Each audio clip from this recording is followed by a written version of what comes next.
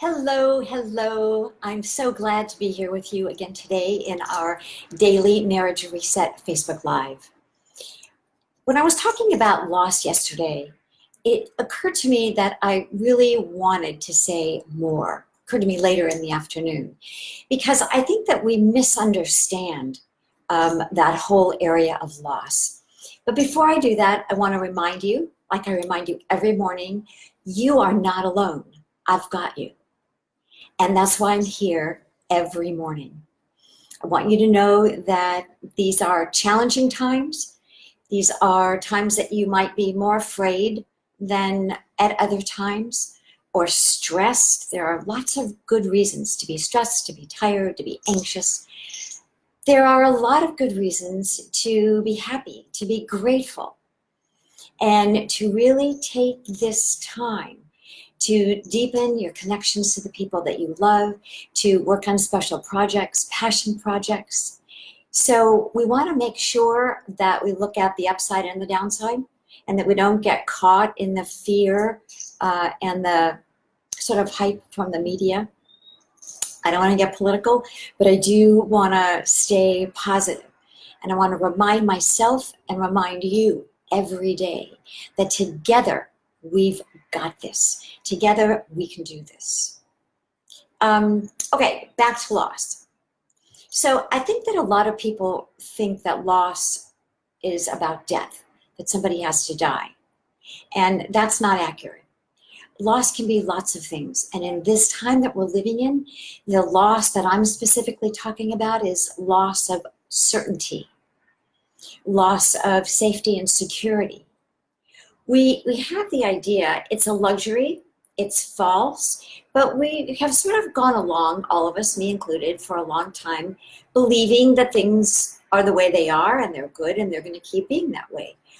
We don't expect, or I hope that you don't expect, that bad things will happen. When bad things happen, I don't think that we have the skill set to say, this is a moment in time. There's an unknown timeline, but it's a moment in time. And we have to expect that things will be better, that things will, I don't want to say go back to normal, because I think that what we're all doing is finding a new normal. I have a very good friend and colleague. Her name is Randy Cooper Levin, R-A-N-D-I. And Randy's idea about this is recalibration, that we're in a time of recalibrating everything. And when we come together, we're really talking about relationships. We're talking about your internal self, how you relate to you and how you relate to your partner and to your family.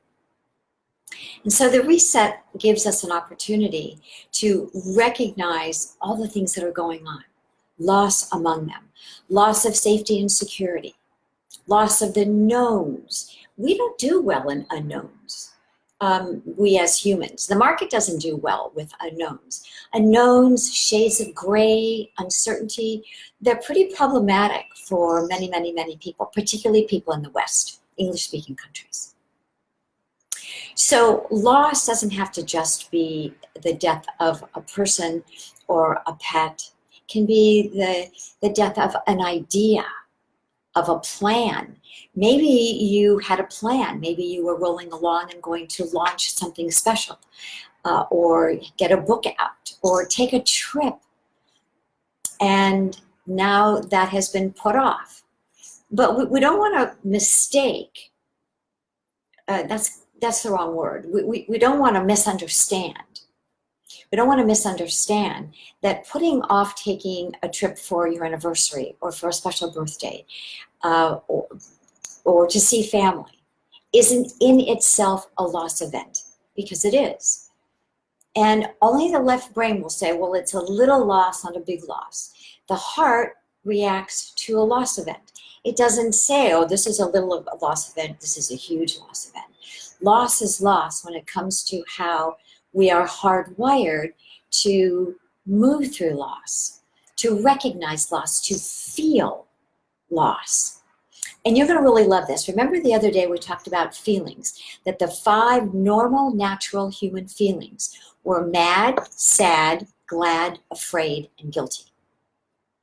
Mad, sad, glad, afraid, and guilty. And I forgot to mention the other day that when we talk about frustration or confusion, that those are actually in the cognitive. They're not part of our heart space. They're in our minds, confusion and frustration. Confusion buys us time. Confusion had words. Confusion would say, I'm not ready to know what I already know I know. I'm going to say that again. Confusion buys us time. And and the message is, I'm not ready to know what I already know I know. So we get confused. It isn't that it isn't real, it's a coping mechanism. Frustration is also a coping mechanism. Frustration takes us out of action. It takes us out of problem solving. It takes us out of creativity. When we're frustrated, we can't act, we can't think straight, we can't be creative or do any problem solving, any forward movement. So remember that confusion and frustration are not feelings, they are coping mechanisms. So the 5 normal, natural feeling states, mad, sad, glad, afraid, and guilty. You're going to love this. So the 5 normal, natural, and necessary feeling states of grieving, when you have a loss, there's a loss event. Grief is your reaction to a loss event. It just is.